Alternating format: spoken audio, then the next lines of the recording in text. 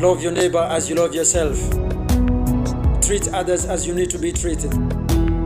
Ni amategeko abiri, rimwe ni itegeko risumba yandi, supreme law.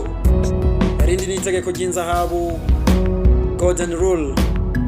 Chano nirahinduka ni yayindi nyene, ni Irene Ira 257 official.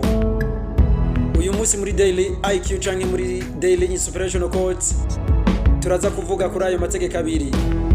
Rimwe rikoreshwa mu gukurikiza irindi, kandi ivyo iyo bigezwe ko isi yawe hinduka nka Eden, kuko aho uherereye hose uhabaye abanezerewe. Ukaba ushaka gushika kuri financial freedom yawe, ukaba ushaka akazi kadahera, ukaba ukeneye kwiga umwuga uzogutunga ukanagutungisha, ari wo forex trading. Nimero twazisize muri commentaire ya mbere ibanziriza izindi zose. Niwe yihamagara ko baragufasha, naho atanakimwe uzobuzi kubiwerekeye, guhera ku busa gushika utanguye guca amafaranga wifuza mu buryo buhoraho. Bite Elite People Academy.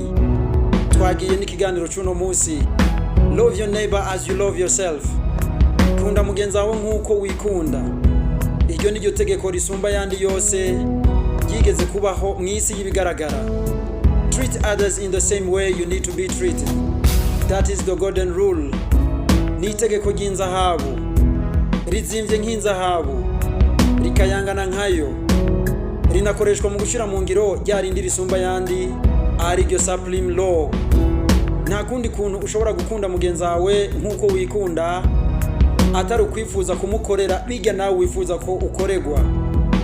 Birasobanutse, nta n'umwigo vyoro uwo ari wo wose ukenewe. Nimba ivyo ndiko ndavuga utabitahura canke ngo ubigendere, impamvu iryo tegeko ari rya zahabu nuko rikenewe na bose mu isi, kujya inzahabu atagihugu na kimwe kitayigwanira. Abarundi n'abanyamahanga bararikeneye, muri Afrika no ku migabane ya Zaburaya iryo tegeko niryo biteze ko urukiza. Abasenga n'abadasenga ribafitiye akamaro kumwe, abahambaye n'aboroshe nta numwe tumva akamaro kayo. Ni wabona urigendera vyuzuye, ntuzutinye kumucira urubanza rw'ubugingo budashira, kuko golden rule ni itegeko ry'Imana. Iyo urikurikiza vyuzuye, n'Imana iraraba ikavuga iti wow, ibintu n'amavuta. Aho uherereye hose uba rikurikiza, abantu bazokubona mu Imana. Naho utazoburi Emmanuel, ariko biciye muri wewe Imana izoba iriko igendagendera mu bantu.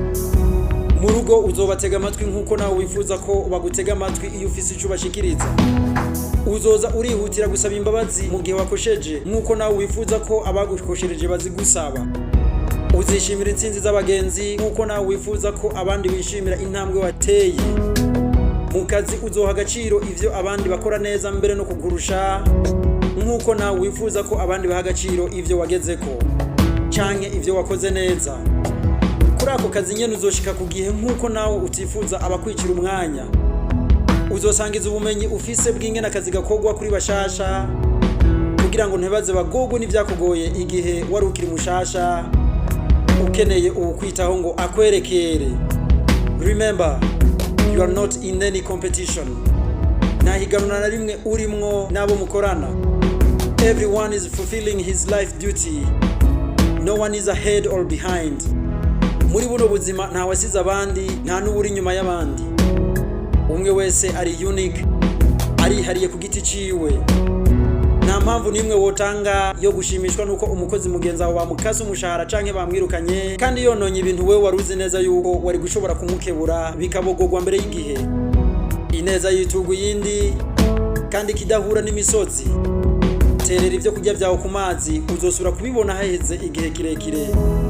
Niba uri mu isoko umudandaza canke umuguzi yihenze, musubiza amahera yiwe nkuko nawe woshimishwa no kuyasubizwa mu gihe wari watanze yarenga mu buryo utamenye neza.